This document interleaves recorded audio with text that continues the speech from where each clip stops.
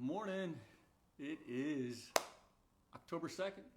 I think it's October 2nd. October 3rd. I can't keep track. The days just keep flowing by. Welcome to Facebook Live. Got a little time this morning. Just wanted to talk about what's going on. It's beautiful here today. Was out in the park this morning working out before the sun came up. Harvest moon was still up. You could see Mars and Venus clear as day. It was beautiful. It was really nice. And there was a group of people out there out in the park doing a virtual 5K. I'm not sure it was a virtual 5K if they were actually there doing it together, but they were fast and it was fun to watch. So today, something I want to talk about is we're moving it from third quarter's just completed. We're into the fourth quarter. And what are those things on your to-do list that have slid and have been moved over, maybe from one quarter to another? What are those things that you may want to have completed that are hanging out over your head, and you look at it and you're like, oh, I just don't want to do these. So I got a methodology about how you can look at those things and, one, decide whether they really are worthy of being on your to-do list, and do you need to spend the effort to do them, or how do you go about getting them done so you can get the satisfaction of accomplishing that and moving it on, putting it in the done list and not leaving it hanging out over your head. So I've got this methodology which I call the VOJO methodology, which is also the name of the company. Clever, right? So it's about values, it's about obstacles, it's about the journey, and it's about the outcome.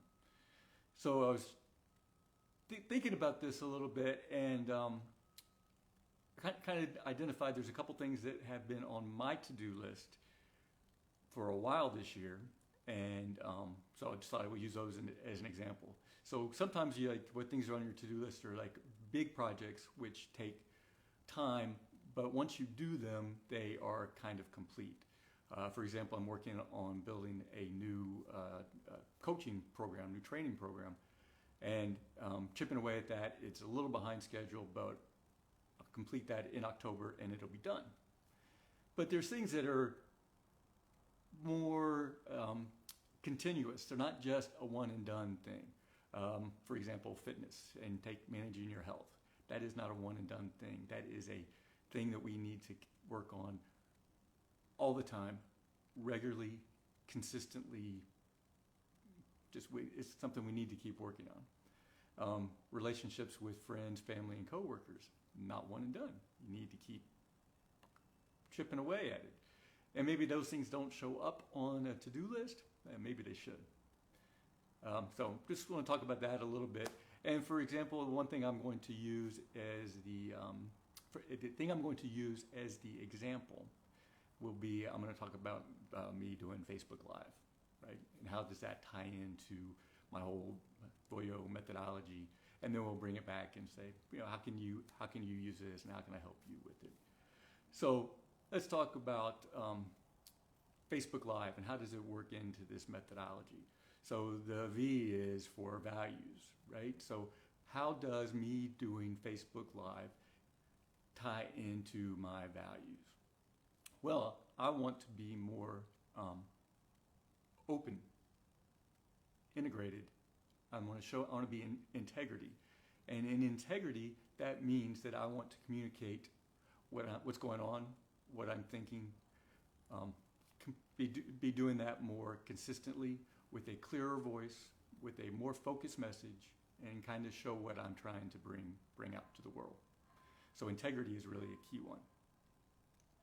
Another key one is connection, and I'm using this as a way to connect with people I know. Got a lot of people I know who are watching or who will watch, and there's people who I am just meeting that are going to be able to see this, and then there's people who I'm connecting with but I don't actually know yet, and so this is a good way for connection to happen.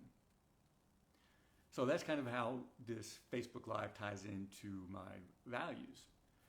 So this is the fun part. So what are the obstacles that can get in the way of doing this activity? So this activity I want to do more regularly. So what's an obstacle that gets in the way of that? So time, right? So how do I make sure that I build out enough time for it? So I try to get my mindset correctly, because one of my things is about how mindset is key to how we do anything. And so my mindset is that, one is I don't need to write a dissertation about this before I do it. That I can come up here and I can talk and I've got tons of ideas. So time really isn't a problem. I've got an all-day seminar that starts at 10:30, so I just kind of block out Friday mornings, 9:30. I can clear this time, and so that's when I'm trying to do it. What's another obstacle? One of the big obstacles is I am not very comfortable on the camera. I'm just not. But how do you become comfortable on the camera? And if you listen to Ryan Holiday, his thing is the obstacle is the way, right? So the only way I'm going to be more comfortable on camera is by being on camera. So clear as day, that is one way to overcome that obstacle, is just do it. And then there's also this other part that I know that people who are watching, people who know me, will say, hey, Ted's not very comfortable on camera. We know that. Look at him trying to get comfortable on camera. Then there's people who don't really know me, and they're like, hey, he's pretty comfortable on camera. At least that's the story I'm going to tell myself. So then another obstacle is content. If you saw the previous one of the previous ones, you know I had a broken hand. And that was a huge obstacle because it just made it difficult. But really what I did was I said, hey, what is it? What mindset can I use to make this broken hand not an obstacle? So I use it for a lot of content. And it helped out a lot. It really worked because it was my broken dominant hand, so it was on my mind a lot. So I just use that as content. But we're making progress. Physical therapy is working. So what else is an obstacle? So one of the reasons why I started doing some regular communication back in January, February, March, and then the pandemic hit, and it felt overwhelming. There's so much going on. What do I have to say? What can I say? How do I fit in with all the stuff that's going on? And today, Donald and Melania Trump tested positive for COVID. Huge news. It would be easy to get sucked into that and get sucked into all the commotion about the possibilities and what a mess that is, right? But what can I do about it? It's not directly impacting me yet, and there is nothing I can do about it. And Tim Ferriss would say that don't read the news. If something's important enough, somebody will tell you about it. You need to stay focused. So I decided to turn off the news, stay focused, and come here and do this.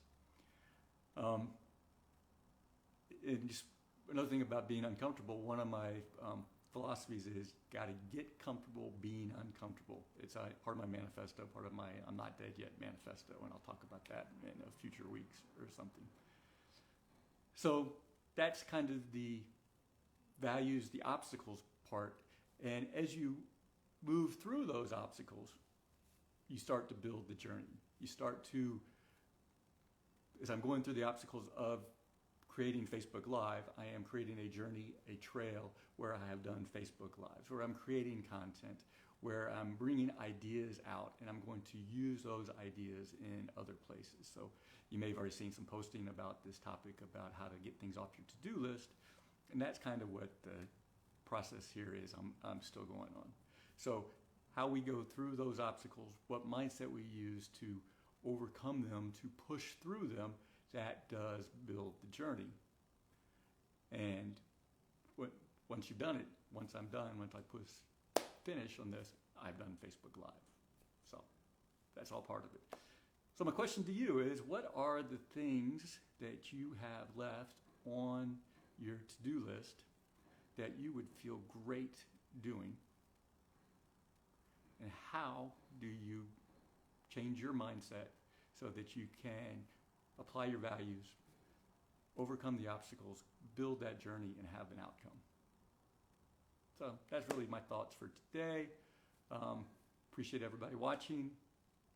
As always, you can make comments below, send me comments directly.